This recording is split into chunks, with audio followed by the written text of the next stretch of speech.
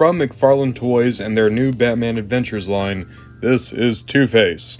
And that also means it's also going to be the Batman the Animated Series Two-Face, because they didn't change his design at all between seasons, aside from removing some of the detail from the, well, Two-Face side of his face. As you can see on the side, picture of him, picture on the back, name on the side. Old Two-Face Harvey Dent, one of my favorite Batman villains. I'm actually really excited to open this one up just because one of my only toys as a kid was of this Two-Face, like one of the Kenner versions. So, I'm excited, even though this line has actively even if this line has actively tried to make me not excited to open them up sometimes. Just like with Batgirl, we have a replica of an animation cell. This time it's Two-Face from the episode Sins of the Father, which was the first Tim Drake episode. I mean, this might be cool for someone out there. I don't really care, but at the same time, it makes these figures $5 cheaper. If you're into it, you're into it. You know what? I'll say it. I am genuinely impressed Two-Face can stand up under his own power. Look at how tiny those feet are, but he bounces pretty well, all things considered. That's praise. That's all the praise I got. The head sculpt isn't great. On the blue side, there's not enough scarring to be accurate to the show. On the plain side, that actually just straight up does not even look like Harvey or Two-Face. The suit looks fine, but there's paint blemishes throughout, especially on the white side where there's just little black dots all over the place. There's one on his leg. Yeah, $25 figure. He is articulated. You have a ball joint at the head, a universal at the shoulder, which, that looks weird, but at least it's there. That elbow is worthless. And then you do have a swivel at the wrist. You have the DC Universe Classics hips. They're fine. Good knee. And then a little swivel down here at the shoe. All that's fine. But, like, I mean, it doesn't look the best, and it doesn't pose the best. It's the worst of both worlds. But you do have accessories. So, for one, we have a gas mask. Dupe, we can put the gas mask on there. It fits very well. So, there is that.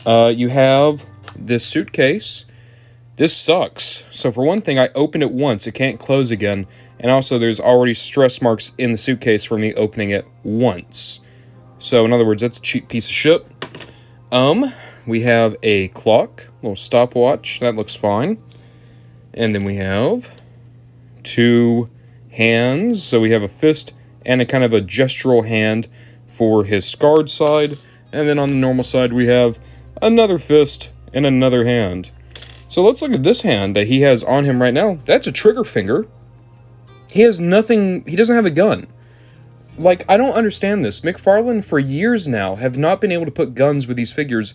Why are we still getting trigger fingers? Especially for figures like this where you can't even get guns from like the Spawn line. Oh, now he's having a hard time standing up. Alongside that, you want to know the one accessory I would like with a Two-Face? The coin. And I was thinking we didn't get the coin. We did, but it's not been painted in. You see that in his hand? It's a flesh-colored coin. Literally, all it would have taken was a little daub of silver paint. What?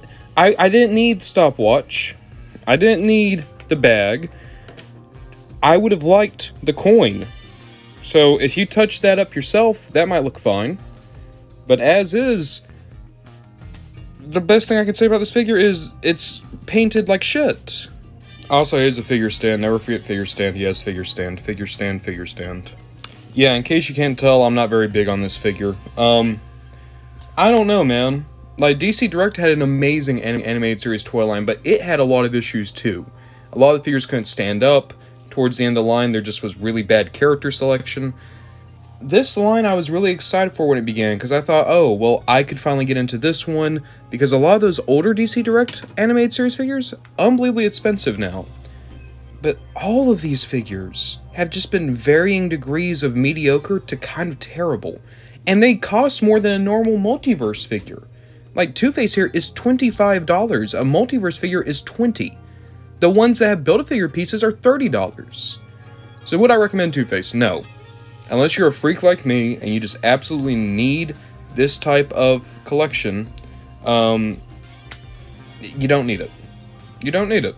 There's other McFarlane Two-Faces that are better. We're about to get the Tommy Lee Jones one. I would like a comic-accurate Two-Face before too much longer. This one is here, and that's the best you can say about it. It is on the shelf. It is present. And when the best thing I can say about a figure is it exists, that's not saying much.